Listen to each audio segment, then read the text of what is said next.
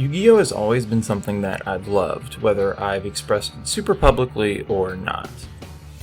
I've played it as far back as I can remember, actually, using my older cousin's Yu-Gi-Oh! Cards whenever I could.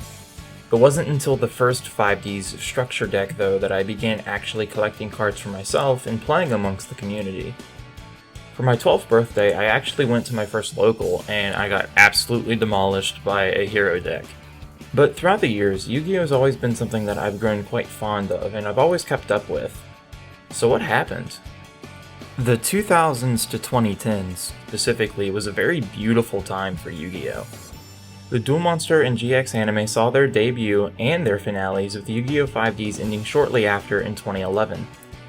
Duel Monsters was about a young boy named Yugi who completed the Millennium Puzzle, unlocking the spirits of an ancient Egyptian pharaoh who quickly took the modern-day title of King of Games.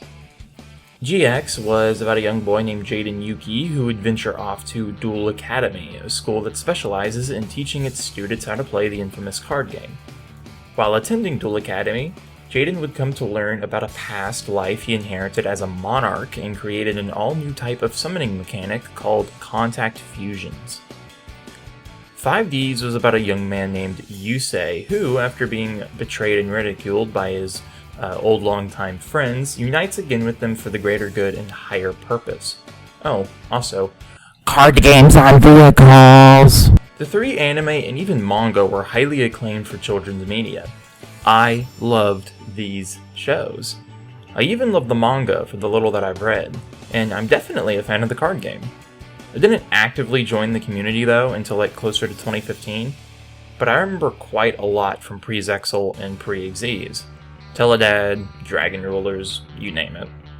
Yu-Gi-Oh! Was definitely something different than it is today. The shift into the 2010s saw the first huge change since the game aside Synchro, Xyz Monsters, within 2011. These things were nuts. With Xyz and Synchros, the levels of monsters were now something that seemed to affect the game outside of tributing. And with how some monsters can summon others from your hand or graveyard now all willy-nilly, the game really started to pick up. Many fans would argue that the game became unhealthy with the inclusion of Pendulums in 2014. Pendulum monsters allowed the user to summon up to 5 monsters from your hand or face up in your extra deck onto the field at once. It was kinda insane. I can't tell you how many times I remember hearing and saying, "Pen summon 5, attack for game, GG's." While I agree that the game became too fast due to Pendulums, I do think that the idea behind it is rather solid. Half monster and half spell? That's insane. Closest thing we had to that at the time was Trap Monsters. They eventually made Fusion, Synchro, and Xyz Pendulum Monsters too. Now that's insane. The level of diversity was what I've always loved about Yu-Gi-Oh! Now, if you want my personal opinion, my favorite metagame state has always been the 2014-2015 Klee and Nekroz meta. I was a Klee player back in the day, so I have some bias. Unironically too, water is also my least favorite attribute in the game. Not sure why, I've just always disliked it. Anyways, a lot has changed in the game 2016 and onwards. Konami started printing cards that could not only be splashed in just about every deck, but were also as strong and disruptive as archetypical bosses. Kaijus, hand traps, you name it.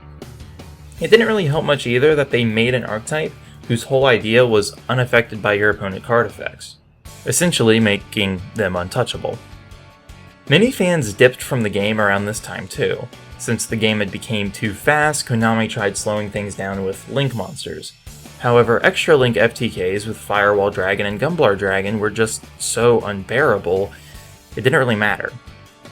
And even with an attempt slower game state, hand traps were still mechanically absurd. Negating card effects was always a huge bonus that trap cards kinda had since you had to wait a turn to use them, but putting those types of effects on low-level generic monsters that you could just draw into? Aside from archetypical traps or solemns, I think the last time I actually saw a trap used was Evenly Matched, and before that, Dimensional Barrier. And before that, I think Bottomless Trap Hole. Kinda crazy to think about, to be honest. And then we have the other dueling formats. Speed Duels, which released alongside the mobile game Duel Links and the movie DSOD, Speed Duels, surprisingly, is a lot of fun. It kept the game relatively slow by limiting the card pool in light of the 7,000 plus cards that exist in the game, and it continues to grow, like, every month. But by also limiting both players to only 3 Spell and Trap and Monster Zones instead of the normal 5, I think was really good for the game. For a while, Synchro Monsters weren't even a thing in Speed Duels.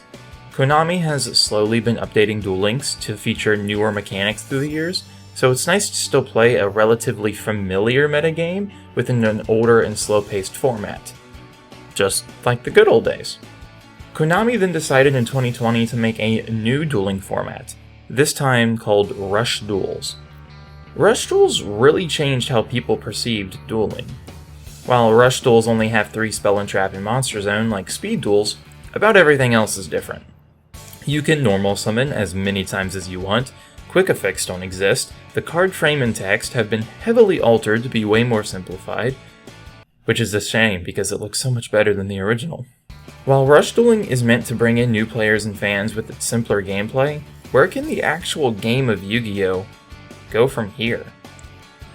Rush Duels don't actually have anything to do with the typical Master Rule format, so any new cards that they make that are specific to Rush Duels, it's very unlikely that they're going to port into the Master Rule.